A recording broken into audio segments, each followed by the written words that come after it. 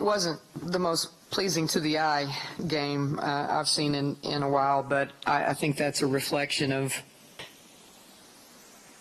I mean, first of all, West Virginia really playing hard. I knew that this game would sort of be like this just because they were playing with a sense of urgency. I mean, I think they knew that this would be a win that would help them as far as getting in the NCAA tournament. So our team was prepared for that. I thought that I thought we stayed more competitive throughout the game as opposed to yesterday when we had too many lulls. We stayed competitive, just didn't shoot the ball great today, and I thought we got a lot of contributions from our bench. I thought Jada Underwood really gave us a lift in the first half when we had some guards with fouls, and our bigs sort of got in a little bit of a rotation where they could all contribute in some capacity. But again, West Virginia's shorthanded, and you could probably tell that our bench was, I would say, the difference in the game just because we had more fresh legs, but that's what tournament play is about. So I'm pleased. I'm proud of our team. We have a chance to play again tomorrow. Okay, we're going to take questions for our student athletes first so that we can send them back to the locker room. So if you have questions, let us know. We'll get the microphone to you. Start on the front right.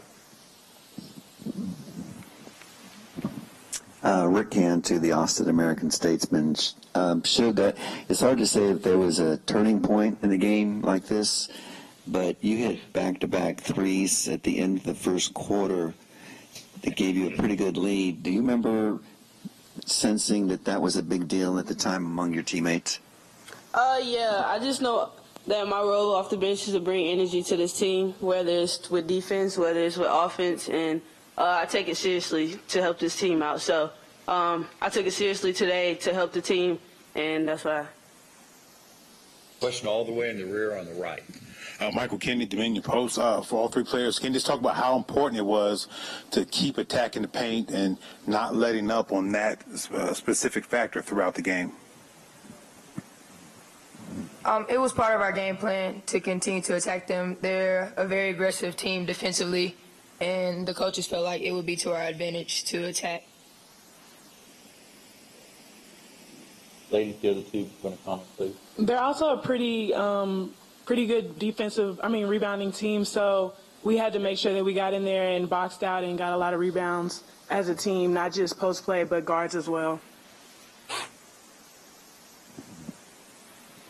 Okay, further questions for the coach, for the students. Ariel, Coach said the bench was a big difference tonight, and looking ahead to bigger and better games, coming in a few weeks, how vital is the bench going to be to the success that you're going to have at the next tournament? Well, we play tomorrow, and we're going to try to focus solely on that, and I think our bench will do a good job of helping us tomorrow. Any further questions for our student athletes before I let them go? Rick? None. Okay, ladies, thank you very much. We'll let you go back to the locker room, watch your step leaving, and we'll see you tomorrow. Okay, questions for Coach? We got a question in the rear on the right-hand side. Two questions? All right, we'll let you ask two questions. I just have one, but that's cool. Go ahead. First of all, Coach, they talked about it was the game plan to come in and attack the middle. Just what did you see from West Virginia that let you know that you're going to be able to have success in the paint?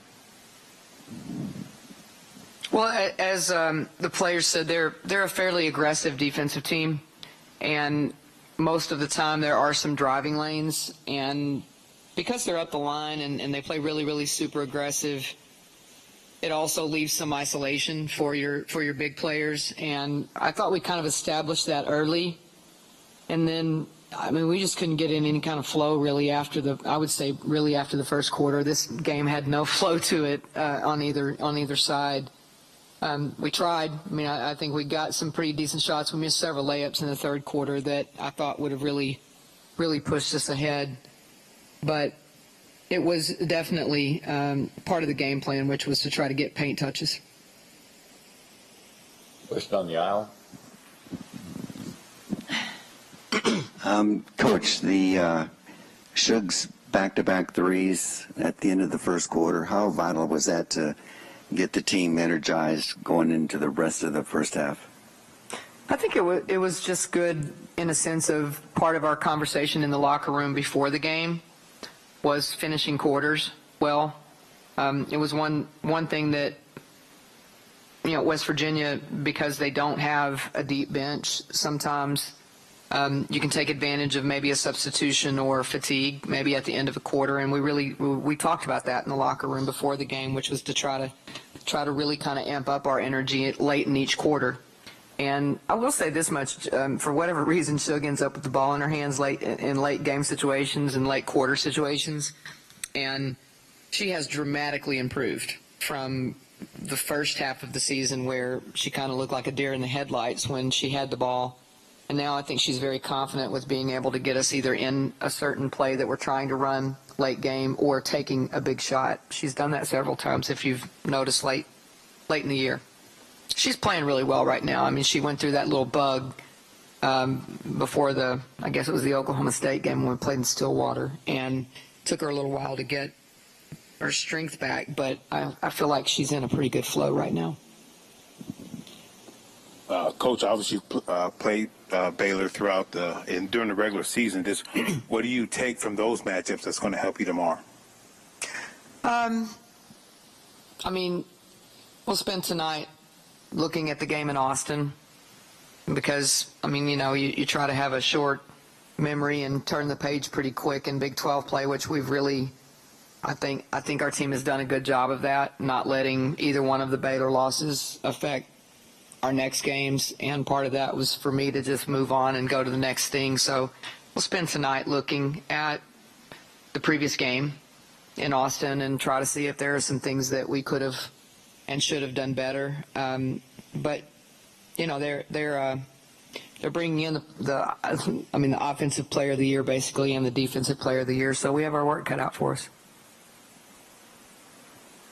Question on the left.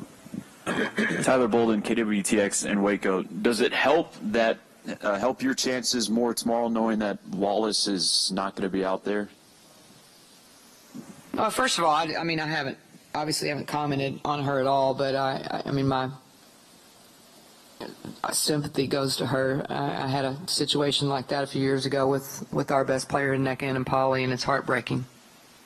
It's heartbreaking to have a senior not be able to finish their year, and when they were having that kind of year especially, and she'll bounce back clearly, but I feel for, if you base it on the last couple of games, it doesn't look much like their team has missed a beat. So they have the best offensive player in the league and the best defensive player in the league. So that's a pretty good combination that we have to try to compete against and do a better job than we've done we have to be ultra competitive tomorrow. But I'm really proud that our team is playing more.